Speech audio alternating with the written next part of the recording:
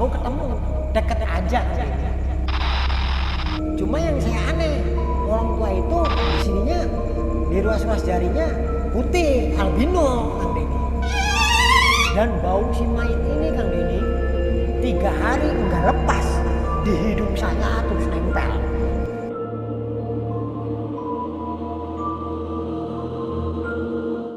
Bismillahirrahmanirrahim. Assalamualaikum warahmatullahi wabarakatuh. Allahumma sholli ala Sayyidina Muhammad wa ala ali Sayyidina Muhammad.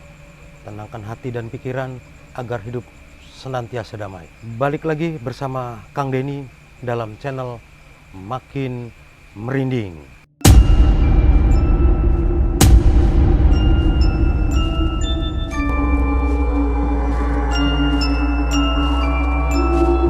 Malam hari ini kita kedatangan narasumber Mas Dodi. Apa kabar Mas Dodi? Alhamdulillah baik, Kang Denny. Kegiatan apa nih sekarang Mas Dodi? Kegiatan hari-hari aktivitas peternak, Kang Denny. Peternak ayam dan entok. Ayam dan entok. Betul. Bisa berkembang banyak ya Mas Dodi. Alhamdulillah. Sobat, Terima kasih.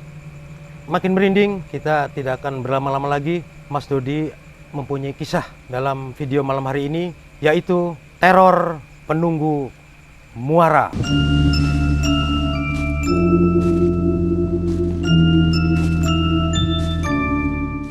Awal kisah ini di tahun 1998, Kang Denny. Waktu itu saya masih remaja, tapi sudah bekerja di suatu perusahaan. Nah, perusahaan tempat saya bekerja ini di bidang retail, Kang Denny. Ya seperti biasa rutinitas pekerjaan, saya memiliki teman, sahabat gitu, Kang Denny. Nah, dalam rutinitas kerja saya paling dekat sama 4 teman ini, Pak Denny. 4 teman Betul, akrab Mas Dodi. sahabat, ya betul, Kang Denny. 4 sahabat saya ini akrab sekali lah. Nah, waktu itu kebetulan jabatan kita ini sama, Kang Denny. Jabatannya Jabatan kita, sama 4 orang itu. Betul, Kang Denny. Itu jabatannya sebagai chief koordinator. Jadi membawahi, kita punya anak buah, Kang Denny. Masing-masing sahabat-sahabat saya ini punya anak buah. Di sela-sela kesibukan, selesai rutinitas kerja, kami istirahat pun ngumpul lah di satu warung, Kang Denny. Sambil ngobrol-ngobrol gitu seperti biasa, senda gurau. Ya kita ngobrol, kemudian kita pun punya rencana, Kang Denny. Di dalam sela-sela obrolan itu punya rencana, yaitu menyalurkan hobi. Sebetulnya hobi kami nih bermain voli sama sepak bola, Kang Denny. Oh, hobinya main voli dengan Betul, sepak bola Mas main Dodi. bola, Ya. sepak bola, voli gitu. Tapi selain itu juga kami biasa menyalurkan hobinya berburu pakai bedilangin, Kang Denny, menembak gitu, nembak burung gitu. Nah, kisah ini dimulai ketika kami sudah berencana pengen berburu, memancing, menjala ikan gitu. Nah, suatu hari kami berkumpul nih, Kang Denny. Rencana ya sudah, kalau kita libur aja, Dod. Oke siap, kata saya tuh. Oke siap. Tapi kumpul di rumah siapa nih? Nah, kebetulan dari 4 sahabat ini, Kang Denny, ada yang namanya Samin, Dikin, Encek, dan Ato. 4 orang ini nih, Kang Denny, sahabat saya. Nah, kita udah rencana, udah kumpul bareng. Ya sudah, kita kumpul di rumahnya Samin saja. Itu, kami putuskan itu. Tapi ketika kita pulang kerja, katanya, ya wis, oke, kata saya tuh. Akhirnya setelah kita pulang kerja gitu, Kang Denny, seperti biasa, ya saya mandi, gitu kan. Saya mandi, bersih-bersih dulu, beres-beres, baru saya berangkat ke rumah Samin nih. Tapi alhamdulillah dari pengen pergi ke rumah Samin, saya dijemput dulu sama teman saya itu yang namanya Encek, Kang Denny. Pakai motor Honda 70. Nah, saya dijemput. Rencananya mau kemana itu Mas Itu Dodi? rencananya pada hari itu tuh saya mau menjala ikan, Kang Denny, mancing. Mau mancing? Betul, mancing ngambil menjala ikan. Yang katanya sih kebetulan rumah si Samin ini, Kang Denny, ada di Tangkil Cirebon. Nggak jauh sih memang dari rumah saya. Kebetulan saya juga di kampung pesisir, jadi dijemput sama Encek, langsung berangkat ke rumahnya Samin nih di Tangkil. Sampailah saya di sana, saya ngobrol-ngobrol dulu, ngopi, ngerokok seperti biasa. Karena sambil nunggu sahabat yang lain datang sih, Kang Denny. Sambil nunggu sahabat yang lain yang datang. Tapi yang datang itu tidak kunjung tiba, Kang Denny. Sedangkan waktu sudah menunjukkan pukul 5 sore nih. Nah, akhirnya kami bertiga pun saya ngecek sama Samin, mutusin udahlah kita berangkat aja. Karena kelamaan nih yang lainnya gitu Kang Deni. Nah berangkatnya itu kita jalan kaki Kang Deni. Dari Tangkil ke jembatan Tangkil itu kita jalan kaki. Oh jalan kaki, Jalan nggak kaki. pakai kendaraan Nggak ya? pakai kendaraan. Karena memang nanti kalau sudah sampai di Muara kan susah parkirnya juga Kang Deni. Oh Tuh, iya, iya. saya jalan kaki, jalan. Nah dalam perjalanan itu kan lumayan ya waktunya Kang Deni ya. Sampai di Muara, di jembatan Tangkil itu tembus ke Muara, di ujung Muara itu pertemuan laut sama kali Tangkilnya tuh Kang Deni. Titik lokasinya di situ Kang Deni. Nah kita udah sampai nih, tapi udah menjelang petang Kang Deni, sudah mau maghrib gitulah, sudah mau maghrib. Tapi ya kita asik gitu kan, seperti biasa ngejala, dapet ikan. Terus itu sampai malam Kang Deni. Kita menjala tuh sampai jam 9. Sampai jam 9, Jam 9 malam. malam, betul. Nah, kondisi di area Muara ini Kang Deni, ya kalau orang yang nggak biasa, ya seperti saya lah, waktu itu belum biasa kan. Kalau si Samin ini udah biasa, katanya udah biasa gitu kan, udah biasa ke Muara itu. Bagi saya, ya sedikit takut Kang Deni, karena memang banyak pohon-pohon bakau gitu kan, pohon-pohon bakau, terus deburan ombak juga sesekali kedengeran gitu Kang Deni. Iya, iya, iya. Itu ya memang bikin sedikit takut Kang Deni lah buat diri saya. Sincek juga ngerasain gitu, serem juga ya Don, kata dia. Iya gue bilang ini tempatnya lumayan serem. Apalagi sampai dengan malam hari ya Mas Betul Dodi ya? Kang Deni, jam 9 malam tuh kita. Tapi ya kita enjoy aja, menepiskan rasa takut gitu. Ya kita ngejala, kita mancing, dapet sih ikannya, mujair, petik, lundu, itu kita dapet Kang Deni, ngejala. Akhirnya di situ juga saya belajar gimana sih caranya ngejala dari si Samin nih. Oh iya. Nah iya. jala itu ada tali tambangnya ngikat ke tangan Kang Deni. Jadi tambang ini diiketin dulu ke tangan, jalannya dirapihkan, jeberin, kesiniin ke pundak yang ini, baru kita lempar. Jadi itu hasilnya bundar Kang Deni. Jala itu Jala ya. itu iya. sehingga ikan pun bisa kena gitu. Nah dalam proses kita ngejala gitu ya asik, seperti biasa asik lah. Cuma ya tetap rasa was-was dari apa, binatang melata Kang Deni. Barangkali ada ular gitu kan, saya juga waduh ini banyak ularnya enggak nih, karena posisinya rawa-rawa gitu kan, pohon-pohon bakau gitu Kang Deni. Udah selesai kan gitu, kita pulang, kita olahin ikannya kan ini, kita olahin, kita makan bareng gitulah, ngopi ngerokok biasa ngobrol. Terus selesai sampai jam 11 saya pulang ke rumah Kang Deni. Nah di rumah itu di kampung pesisir saya tinggal kebetulan sama kakak ipar saya Kang Deni, sama kakak ipar. Nah kakak kandung saya sendiri yang perempuan, kakak ipar saya yang laki-laki. Jadi kakak ipar saya ini punya rumah kontrakan di situ tuh, di kampung pesisir. Nggak jauh sih dari posisi ke jembatan Tangkil, paling 1 kilo lah Kang Deni. Rumah kontrakan kakak ipar saya ini 1 kilo. Kemudian yang tinggal di rumah kontrakan itu saya, kakak kandung perempuan saya, kakak laki-laki kakak ipar saya, terus kakak laki-laki saya, kakak kandung. Jadi 4 orang yang tinggal di rumah kontrakan itu Kang Deni. Di pesisir itu wilayahnya masih di sekitar Cirebon berarti ya? Cirebon itu Kang Deni. Cirebon ya? Cirebon, ya. betul.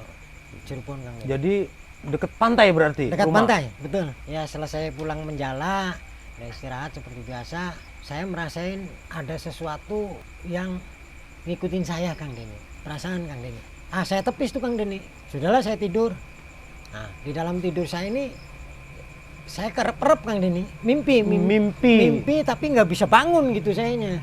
Nah, di dalam mimpi itu saya didatangi sosok makhluk hitam Kang Deni. Di dalam mimpi itu saya seolah-olah tuh mau dibawa sama sosok makhluk hitam ini Kang Deni. Ya sayanya kan berontak ya, karena takut tuh sampai merinding tuh Kang Deni. Saya tuh Sampai terbawa sampai iya, sekarang kalau ya? saya menceritakan itu tuh suka ke bawah. Saya seperti mau dibawa, cuma sayanya berontak. Tapi dalam berontak ini karena di alam mimpi saya itu kaku semua Kang Deni, badan nih. Padahal di dalam mimpi saya berontak, wah gitu berontak. Cuma tiba-tiba kaki tangan saya ini kaku gitu, kok nggak bisa gerak gitu Kang Deni. Melawan si sosok hitam sosok ini. hitam. Iya. Si sosok hitam ini Kang Deni. Tinggi besar. Tinggi besar Kang Deni. Saya nggak kelihatan, hitam aja. Cuma mata merah gitu. Iya. Ya serem lah Kang Deni, saya juga. Ya bebacaan sih bebacaan dalam hati saya, cuma saya nggak bisa membuka mata saya gitu Kang Deni di dalam mimpi itu. Pengen ngebuka gitu, berontak. Ketika proses saya lagi kereper itu, saya dibangunkan sama kakak perempuan saya Kang Deni. Dudi, kenapa kamu Dudi? Barulah saya tersadar Kang Deni. Mas Dodi, waktu itu tidurnya jam berapa? Itu saya tidur sekitar pukul 12:30 Kang Deni. Saya dibangunkan sama kakak saya tuh Kang Deni. Bangun, kamu kenapa? Saya sadar, saya buka mata. Astagfirullahaladzim, mimpi. Kata saya tuh gitu. Kamu mimpi, emang kamu dari mana sih? Nah kakak saya ngomel-ngomel tuh Kang Deni. Saya habis ngejala ikan di muara gitu. Biar saya. Tapi perasaan itu tetap saya tepis Kang Deni. Pikiran itu saya tepis. Mungkin ini sih mimpi aja gitu. Nah keesokan paginya seperti biasa saya berangkat kerja Kang Deni. Saya kumpul-kumpul sama teman-teman gitu kan. Terus tetap, nah si Samin ini tetap ngajak tuh Kang Deni. Hobi itu, ayo nanti kita libur, kita jala ikan lagi, kita mancing lagi gitu. Punya rencana mau mancing lagi. Iya betul. Akhirnya di pekan kedua, di hari Jumat kan kita libur nih Kang Deni. Jadi Kamis sorenya tuh kita udah berangkat tuh. Pulang kerja tuh. Saya berangkat nih udah disiapkan kembung, jala, terus joran, kail apa juga udah disiapkan, ransum juga buat makan udah disiapkan. Ayo kita berangkat. Nah berangkatlah kita tuh. Nah kebetulan di pekan kedua itu kita berangkat waktu maghrib, selesai kita sholat maghrib. Selesai sholat maghrib berangkat lagi. Berangkat Kang Deni. Kita berangkat tuh. Berangkat jalan kaki seperti. Nah di pekan kedua ini kejadian aneh ada lagi Kang Deni. Sebelum nyampe ke muara itu kita dihadang. Jadi di yang pertama Mas Dodi berangkat tidak ada kejadian apa-apa. Tidak ada kejadian apa-apa. Cuma pulangnya aja saya dimimpiin itu. Pada saat berangkat yang kedua ini Mas Dodi ada kejadian yang aneh. Halangan gitu. gitu ya. Betul ada halangan. Apa halangannya Kang Deni? Karena jalannya setapak ya, mau turun ke hutan bakau itu ada kodok Kang Deni. Kodok itu setiap saya mau kemana bertiga nih, saya, Samin, Mancek, itu dia udah ada di depan Kang Deni. Si kodok itu tuh ya sebesar kepalan tangan Kang Deni lah kodoknya tuh. Kan aneh, kok di pantai ada kodok sebesar itu gitu Kang Deni. Mas Dodi juga merasa curiga melihat apa kodok tadi ya, iya, katak ya. Betul. Nah baru tuh rasa merinding saya sampai ke perasaan gitulah Kang Deni. Yang awalnya memang pikiran saya tepisin, tapi kok ini juga ngerasa takut gitu perasaan saya ini. Oh, ada gini. Saya ngeliat ke Sincek, cek. Iya itu nggak biasanya. Kata Sincek tuh kok ada kayak begini. Udahlah kita minggir. Punten gitu. Sambil ke si kodok nih. Oh permisi Ya, kepada si kodok kepada ini. kodok ini. Tapi si kodok ini nggak bergeming Kang Deni. Dia ngelihat ke arah kita. Tuh yang anehnya itu dia ngelihat ke arah kita tuh. Berhadapan beginilah, berhadapan. Kok dia ngeliat kita cek? Iya aja. Saya juga aneh aja ini. Nah, udah kita geser lah. Geser, kita jalan lagi. Beberapa meter kemudian ada lagi tuh si kodok Kang Deni. Persis juga ya seperti yang itu. Mas Dodi lihat yang pertama. Betul. Seperti itu Kang Deni. Saya tuh waduh, cek ini yang kedua. Iya kok banyak kodok sih. Tapi si Samin cuek aja Kang Deni. Acu aja. Cuek acu. Udah biasa itu sih. Punten bah. Paling gitu dia bilang. Ya punten bah. Nah, pengen sampai ke muara pun itu kodok ada sekitar 10 ekoran sih Kang Deni. Kodok itu juga. Satu-satu kodoknya itu juga. Ada 10 kodok itu Kang Deni. Udahlah, bilang aja paralon. Itu pamit, awas. Itu kita jalan, nah sampailah kita di muara Kang Deni. Sampai di muara. Suasana sudah malam berarti Sudah ya. malam dong ini. Sudah malam Susana. Sudah sekitar 6:30 lah ya, 6:30 malam. Kita seperti biasa mancing. Nah, ketika lagi asik-asiknya mancing ngejala, temen saya Sincek mules Kang Deni perutnya. Sakit perut. Enggak sakit sih, enggak mules, kepengen BAB gitu. Dia pengen BAB. Don, kita mau ke Bakau dulu. Saya tahu. Wah, dia habis. Tadi kan pengen berangkat, kita makan dulu tuh. Dia pengen BAB nih. Ya udah sono. Nah, kita sih mancing aja, pegang joran mancing nasi. Samin ngejala. Kita jaraknya tuh nggak berdekatan Kang Deni. Sekitar 25 meteran lah, 25 meter satu sama lain nih. Padahal saya tuh mancingnya persis di pertemuan laut sama sungai itu, sama kali itu Kang Deni. Yang kata penduduk-penduduk setempat, awas jangan ke situ katanya. Gitu. Oh, penduduk setempat sudah memperingatkan. Dalam proses kita lagi mancing, lewatlah kapal nih Kang Deni, perahu. Iya, Cung. Aja nih ujung. Maksudnya Jangan ke ujung, jangan ke muara gitu. Jangan ke muara. Kesini aja gitu. Kata si yang pakai perahu nih, perahu sampan nih Kang Deni, sambil lewat tuh.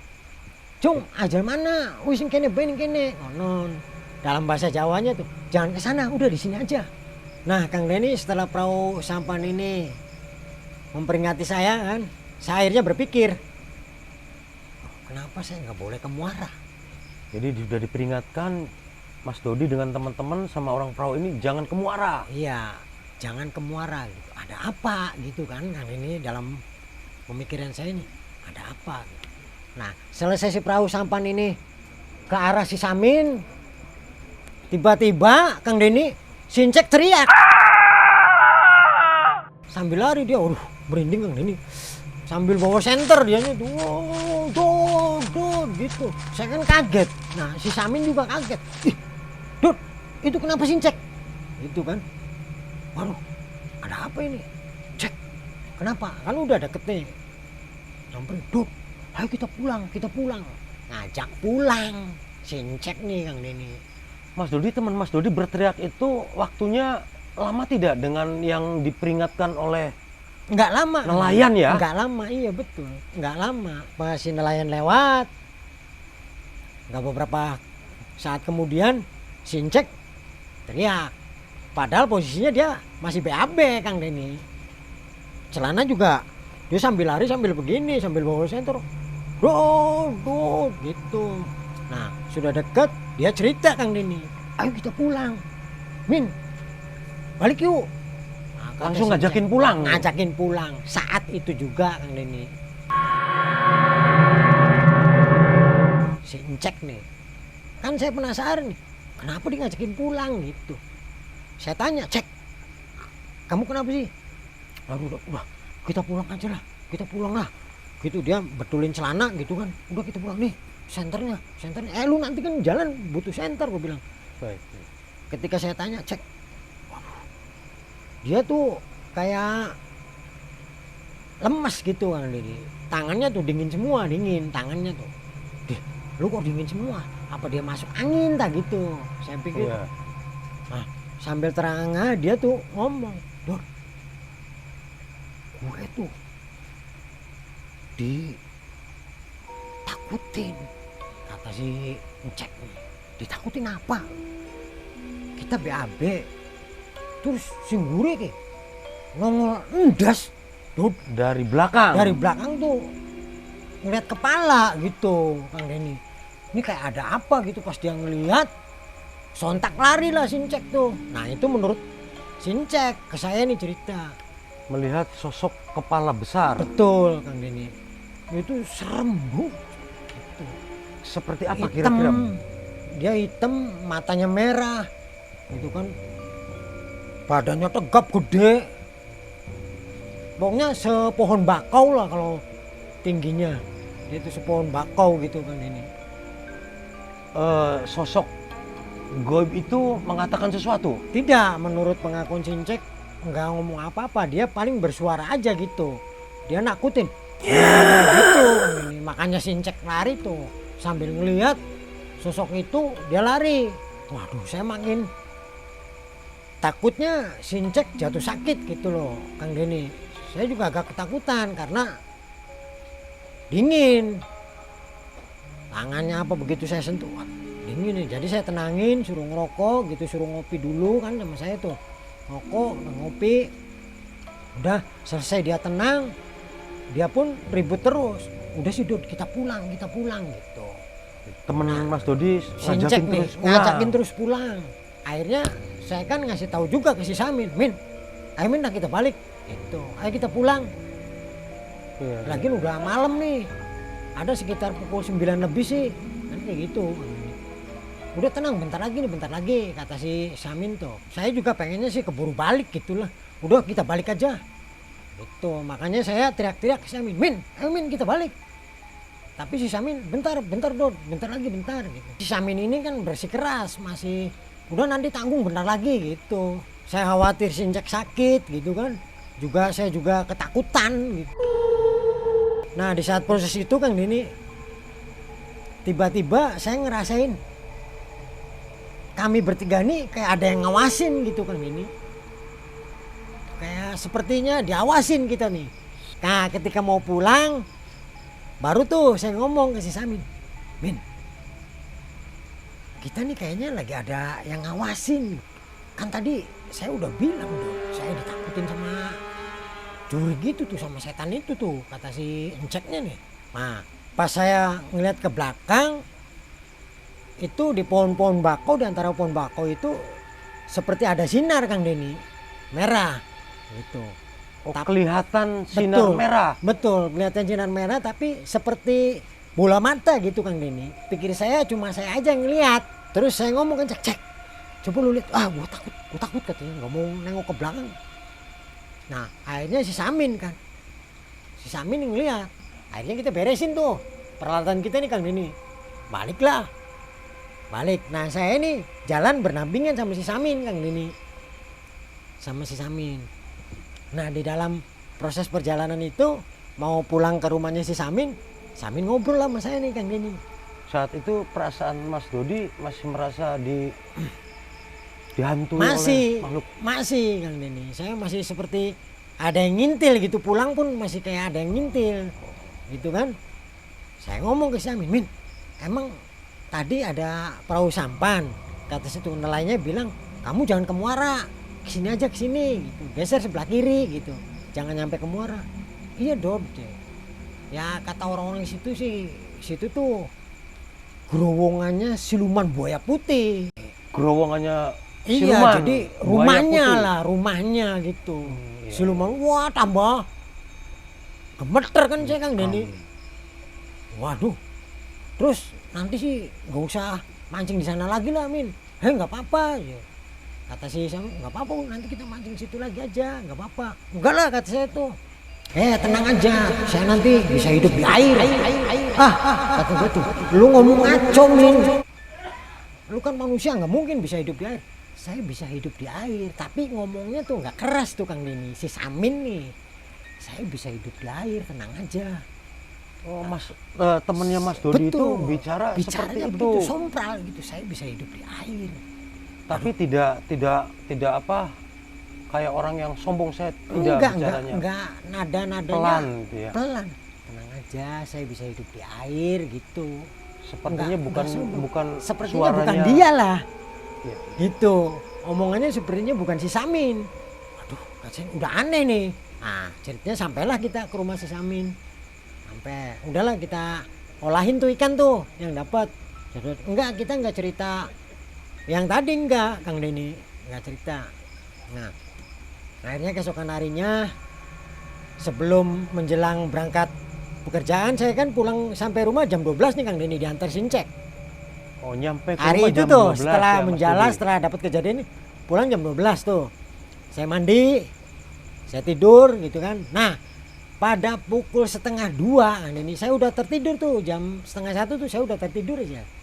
Nah, di 1:30 itu, nah saya kan tidur pakai celana pendek tuh Kang Denny.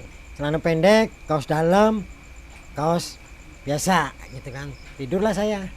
Nah, tiba-tiba Kang Denny, yang saya aneh nih, yang bikin saya merinding, itu baju saya terlepas Kang Denny. Baju Mas Dodi Baju yang saya terlepas. pakai ini terlepas. Seolah-olah saya yang melucuti sendiri gitu. Tapi Mas Dodi lagi tidur, ya? Tidur, saya tidur. Ngerasa nggak? Ngerasa saya dilepasin bajunya tuh Kang Denny. Kerasa. Iya betul. Saya kerasa dilepasin baju gitu ya. Baju saya lepas, tinggal kaos dalam saja. Nah, yang terakhir begitu celana saya udah diplorodin begini nih Kang Denny. Plorot gitu ya, dilepasin, mau dilepasin. Celana juga Iya, diporodin, Mas mata Dodi. saya ngebuka Kang Denny. Mata saya ini ngebuka. Tapi nggak langsung kepada si sosok yang mau melucuti pakaian saya Kang Denny. Ke badan saya dulu, loh kok saya pakai kaos dalam doang gitu. Pas ngeliat lagi ke bawah, loh ya maaf ya Kang Denny, sempak saya kelihatan gitu, sempaknya kok melorot gitu, melorot. Dalam tidurnya Mas Dalam Dodi tidur itu. merasakan ada. Iya, merasakan ada yang mau melucuti itu Kang Denny. Kerasa. Akhirnya ketika celana saya mau dipelorotin gitu, saya berontak Kang Denny. Ya tangan saya gerak lah, otomatis gitu, karena saya udah bisa ngebuka mata gitu ya. Nah itu sosoknya tuh perempuan Kang Denny. Saya berontak kan. Saya berontak. Hilang tuh Kang Denny, sosok perempuan hilang. Terus saya bangun. Loh, celana saya udah melorot. Terus saya cuma pakai kaos oblong doang, pakai kaos singlet. Baju saya jatuh ke bawah di sebelah ranjang nih. Baju Mas Dodi juga sudah Terlepas. kebuka, sudah iya terlepas betul, ya, Yang saya semuanya. aneh itu Kang Denny. Bikin saya nggak bisa tidur kan. Waduh, kata saya tuh. Nah, kakak saya bangun tuh. Yang perempuan nih, Kang Denny. Itu sekitar 1:30.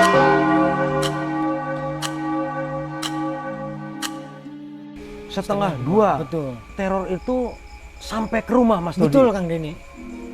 Apakah teman-teman Mas Dodi juga ikut merasakan? Kurang tahu kalau teman-teman sih Kang Denny. Cuma saya sama kakak saya nih, kakak saya agak sedikit merasakan gitu Kang Denny. Yang tadinya auranya biasa gitu ya, agak serem gitu Kang Denny. Kakak perempuan saya nih, bangun udah kamu wudhu cepet. Tuh. Mau wudhu pun saya takut karena memang jamban rumah kontrakan kakak ipar saya sama tempat mandi tuh sekitar jarak 25 meter Kang Denny di luar. Jadi saya pun agak takut mau keluar tuh. Pikir saya sudahlah, saya diem gitu. Saya ambil rokok, saya sulut rokok. Sambil rasa takut ini, ngilangin rasa takut nih Kang Denny. Saya ngerokok. Diem. Nah selesai ngerokok saya matiin lagi tuh. Saya coba baringin badan. Tidur lagi Kang Denny. Tidur lagi, dimimpiin lagi Kang Denny. Jadi sosok itu begitu Mas Dodi tidur datang lagi. Sosok yang lain yang datang Kang Sosok Denny. yang lain. Betul. Jadi ada orang tua gitu Kang Denny. Orang tua nih. Sosok itu tuh orang tua. Cuma yang saya aneh, orang tua itu di sininya di ruas-ruas jarinya putih, albino Kang Denny.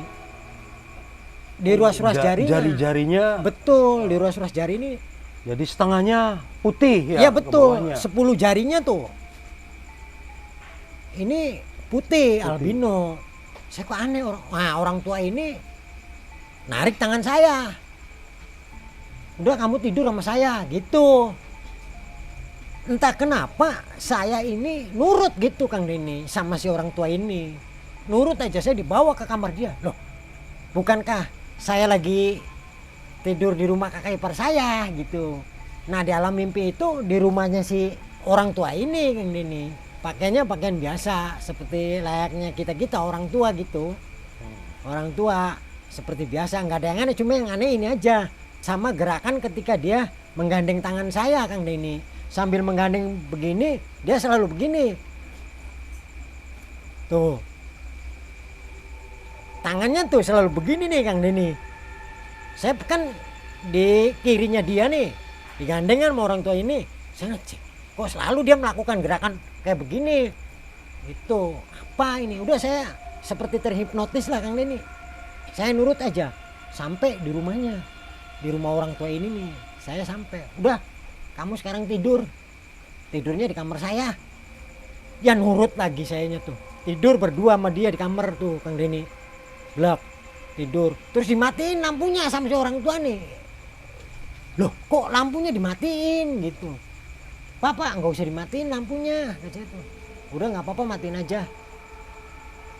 Black gitu. Nah sambil di kegelapan kamar itu dia ngobrol sama saya nih Kang Denny, orang tua nih. Udah tenang aja, saya sih nggak akan ngapa-ngapain kamu, kata si orang tua ini. Lagian saya pikir juga kan nggak kenal ya orang tua nih, kata saya tuh. Nah itu Kang Denny, di kegelapan kamar itu kan nggak ada lampu nih, pintunya ditutup gitu kan. Nyamuknya Kang Denny, darah tuh banyak. Dipikir saya ini nyamuk Kang Denny, pikir saya, karena di kegelapan gitu kan di kamar. Tapi saya rasa kok darahnya banyak gitu. Tepuk lagi saya tuh, pak, makin banyak darah. Kok darah? Saya penasaran, saya terangin lah lampu kamar si bapak ini nih di alam mimpi tuh Kang Denny. Begitu saya terangin, saya tuh sontak, wah kaget gitu Kang Denny. Ternyata sosok orang tua ini itu kayak buaya gitu Kang Denny. Cuma badan buayanya ini tertutup apa ya, tumbila tuh. Rayapnya kayu tuh Kang Denny. Sekujur tubuhnya. Itu yang bikin saya cepet-cepet buka pintu lari Kang Denny dari rumah si orang tua itu. Jadi sosok orang tua itu mirip dengan buaya. Betul Kang Denny, mirip dengan buaya. Nah saya lari tuh, buka pintu, saya lari. Ketika saya lari, saya terjaga dari mimpi saya. Nah pada waktu itu jam 3:30 Kang Denny, saya terjaga tuh. Astagfirullahaladzim, kok terus-terusan saya di teror kayak begini gitu Kang Denny. Seorang tuh ternyata, oh bener kata si nelayan tadi yang bilang jangan di muara, jangan di muara itu. Terus bener kata si Samin juga sahabat saya, itu ada siluman buaya putih di muara tuh, ada rumahnya di situ gitu. Waduh kok kenapa ngintil ke saya gitu Kang Denny. Akhirnya sampai subuh lah saya nggak bisa tidur aja Kang Denny. Jadi mungkin buaya itu penunggu muara. Betul, itu mungkin Mas Dodi. penunggu muara itu. Akhirnya kan keesokan harinya saya kurang tidur, tapi saya tetap berangkat kerja.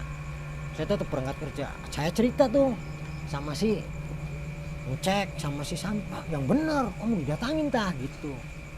Tapi lagi-lagi yang saya bikin aneh, si Samin ini tetap ngomong, tenang aja, saya kan bisa bernapas di dalam air. Teman Mas Dodi selalu bilang seperti itu, begitu. bisa bernapas di dalam air. Pekan ketiga saya ngecek berangkat. Mas Dodi berangkat lagi. Seharusnya libur tuh, libur kerja, tapi disuruh berangkat sama supervisor saya ini. Kamu berangkat, ngecek juga berangkat. Si Samin libur malah. Pikir saya libur, ya.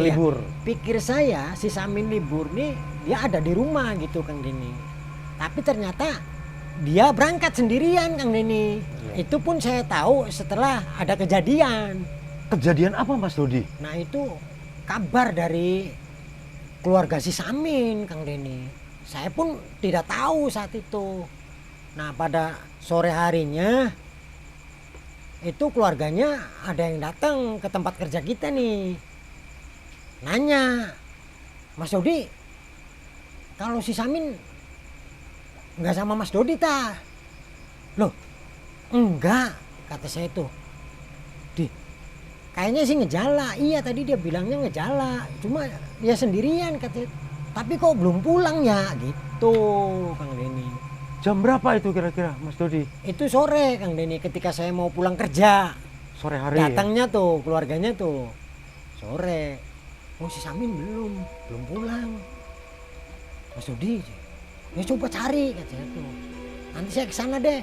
Saya pulang dulu ke rumah kata saya tuh sama Sincek nih. Nah dia pulang lagi tuh. Pulang, saya balik ke rumah. nyusul lagi ke rumah kontrakan kakak ipar saya tuh, Kang Denny. Don, itu jam 7 malam Kang Denny. Datang ke rumah Mas Dodi jam 7 malam. Iya, Don, Samin kok belum pulang? Kok masih belum pulang gitu? Ya udah dicari di Muara Balangkari, Jala di sana, katanya. Nggak ada, udah dicari-cari, kata keluarganya tuh. Akhirnya kan berbondong-bondong, memang orang-orang tangkil di sana nyari Kang Denny. Ke Muara tuh nyari, keluarganya, teman-temannya pada nyari ke Muara, dicarilah. Cuma nggak ada. Wah, pikir keluarganya kan, wah tenggelam. Saya nggak berani ngikut ke Muara Kang Denny saat itu tuh. Saya nggak berani, udahlah. Saya nanti nyusul gitu aja. Nah di Muara itu banyak orang. Kata si keluarganya, laporan keluarganya si Samin, banyak orang. Akhirnya saya beranikan diri. Cek udah kita ke sana. Jam 9 tuh masih rame Kang Denny. Orang yang nyari si Samin masih rame, bawa patroma, bawa senter, nyari di kali itu, yang nggak ketemu. Nah, akhirnya manggil polisi tuh, terus yang orang-orang pinter lah, paranormal dipanggilin, tetap nggak ketemu Kang Denny si Samin tuh. Nah titik-titik lokasi ini kan kita tahu dia jalannya di mana tuh Kang Denny, di kali sampai ke Muara nih tahu titiknya di sini. Nah itu polisi juga nyari di situ, ya nggak ketemu Kang Denny, nggak ketemu. Begitu hari menjelang subuh, kata keluarga si Samin nih baru ketemu, deket aja Kang Denny. Dan saya tahu kali itu tuh dangkal, selutut Kang Denny, selutut. Tapi kok kenapa si Samin bisa tenggelam? Jadi akhirnya teman Mas Dodi itu diketemukan. Betul, sudah meninggal. Dalam keadaan tidak bernyawa, ngambang gitu Kang Denny, di kali itu ngambang.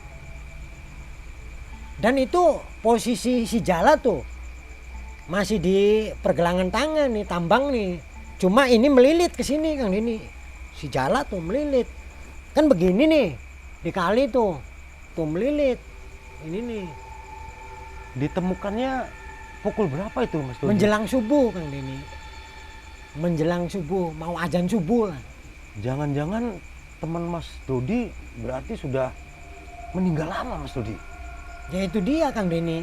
Si keluarga ini kan ceritanya pas saya berangkat kerja, dia Jala sendirian tuh.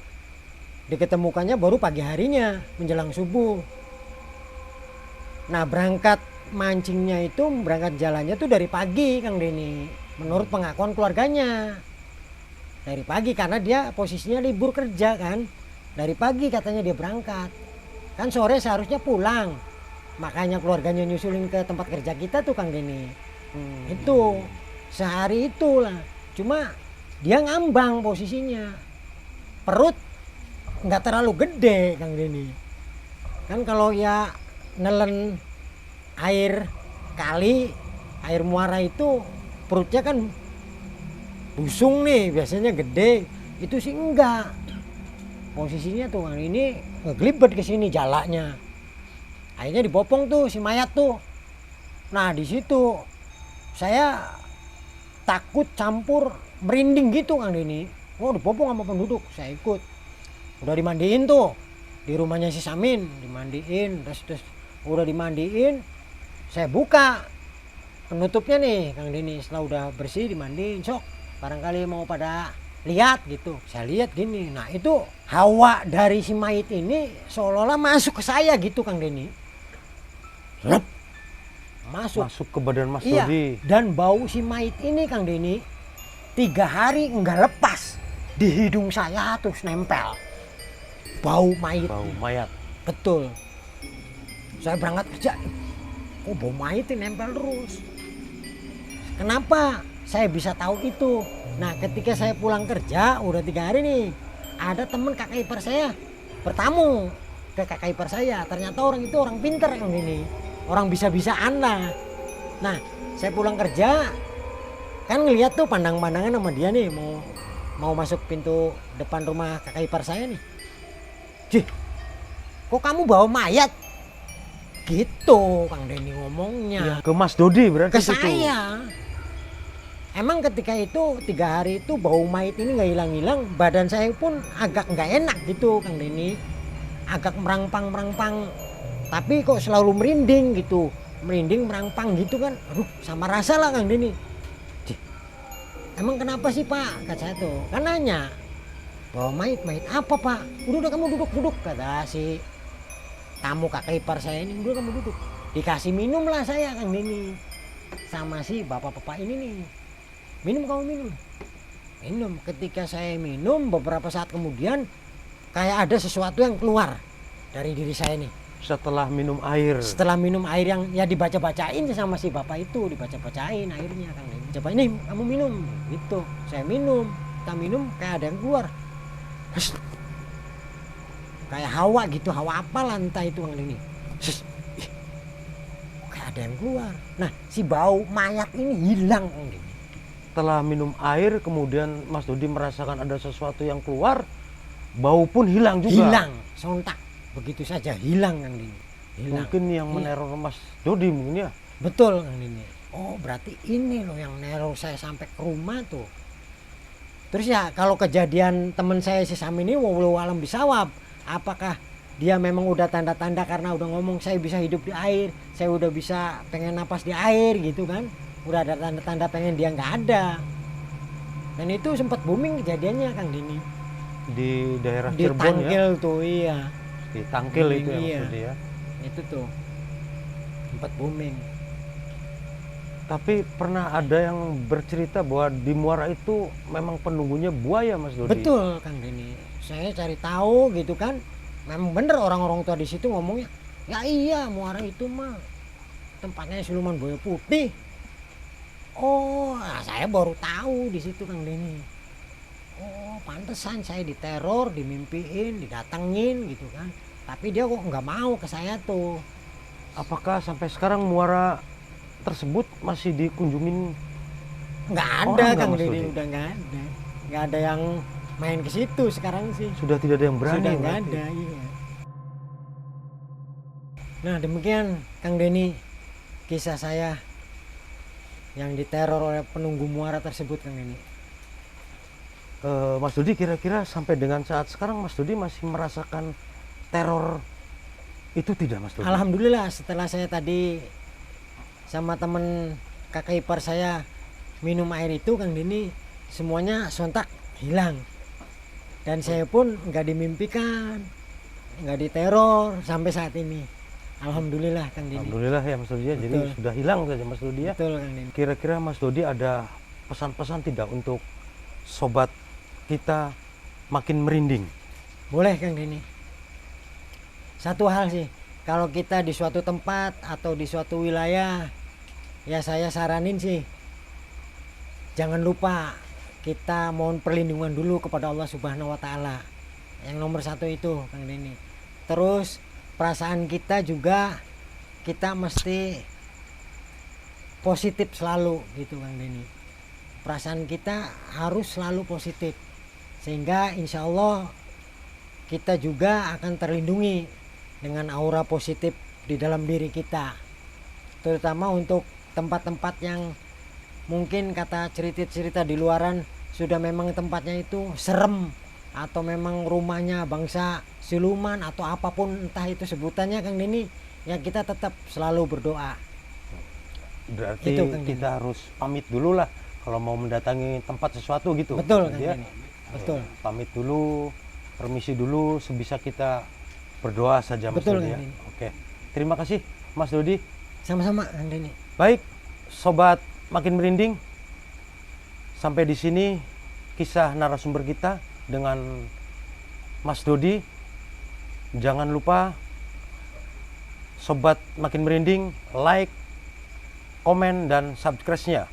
Kita nantikan di video selanjutnya. Assalamualaikum warahmatullahi wabarakatuh.